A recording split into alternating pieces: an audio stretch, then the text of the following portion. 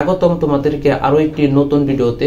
আজকের ক্লাসে আমরা শিখব সামুদ্রিক থেকে আসা যতগুলো অঙ্ক আমাদের পরীক্ষায় এসেছে সেই অঙ্কগুলো নিয়ে আমরা অ্যানালাইসিস করব, প্লাস ইনশাআল্লাহ পরীক্ষায় যে অঙ্কগুলো আসবে সেই অঙ্কগুলো আমরা এই ভিডিও থেকে শিখে নিব ইনশাআল্লাহ। দেখো তাহলে আমি প্রথমে সামুদ্রিক লিখে রেখেছি তোমাদের বোঝার সুবিধার্থে। হ্যাঁ, এখানে আমি একটা সংজ্ঞা দিয়েছি যে সংজ্ঞাটা আমাদের পরীক্ষায় বারবার এসেছে।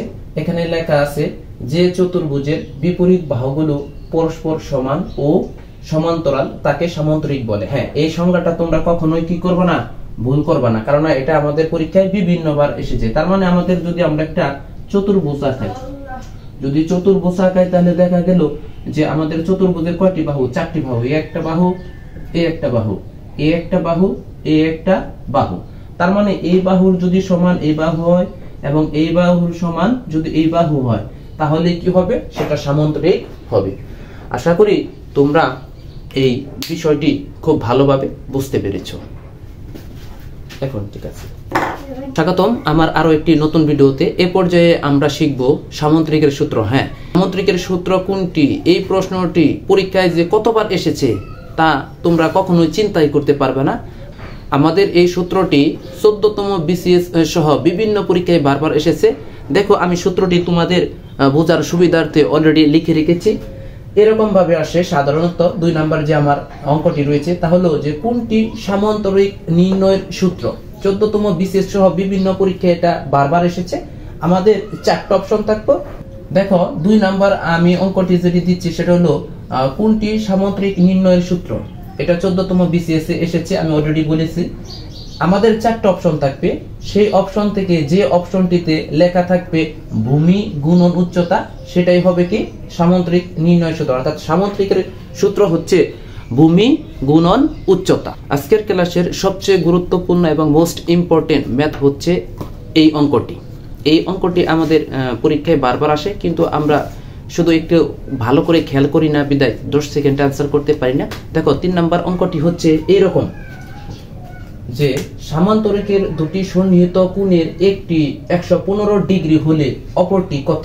হ্যাঁ, এই ধরনের অঙ্ক যদি আমাদের পরীক্ষায় আসে আমাদের মনে রাখতে হবে যে আমরা জানি সামান্তরিকের দুটি সন্নিহিত কোণের পরিমাণ কত।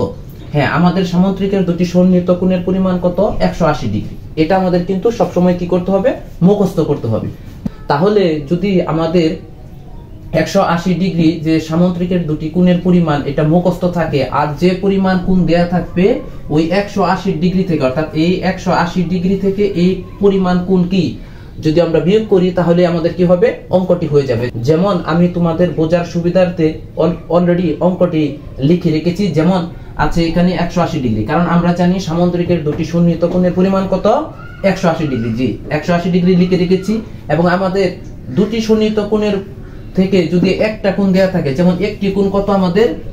115 ডিগ্রি, আমি সেই 115 ডিগ্রি লিখছি। তার মানে এই 180 থেকে যদি আমি 115 ডিগ্রি বাদ দিই তাহলে আমার হয় কত? 65 ডিগ্রি। অর্থাৎ এটাই হচ্ছে কি এই অঙ্কের উত্তর। অর্থাৎ যদি দুইটা কোণের মধ্যে একটা কোণ দেয়া থাকে তাহলে কি করতে হবে? ওই যে আমরা জানি যে সামুদ্রিকের দুটি সন্নিহিত কোণের পরিমাণ 180 ডিগ্রি, ওই 180 ডিগ্রি যে কোণের পরিমাণ দেয়া আছে ওই কোণের পরিমাণ বিয়োগ করলে ইনশাআল্লাহ অঙ্কটি খুব সহজেই পরীক্ষায় 10 সেকেন্ডে সমাধান করা যায়।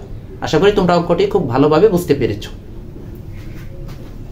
দেখো আজকের যে 4 নম্বর অঙ্কটি তা হচ্ছে একটি চতুর্ভুজের 4টি বাহুর মধ্যবিন্দু পরস্পর যুক্ত করলে কিরূপ ক্ষেত্র পাওয়া যাবে। হ্যাঁ, এটা সপ্তম নিবন্ধন সহ বিভিন্ন পরীক্ষায় বারবার এসেছে। যদি আমাদের এই ধরনের অঙ্ক পরীক্ষায় আসে তাহলে এক কথায় আমরা উত্তর দিতে পারবো কি সামুদ্রিক।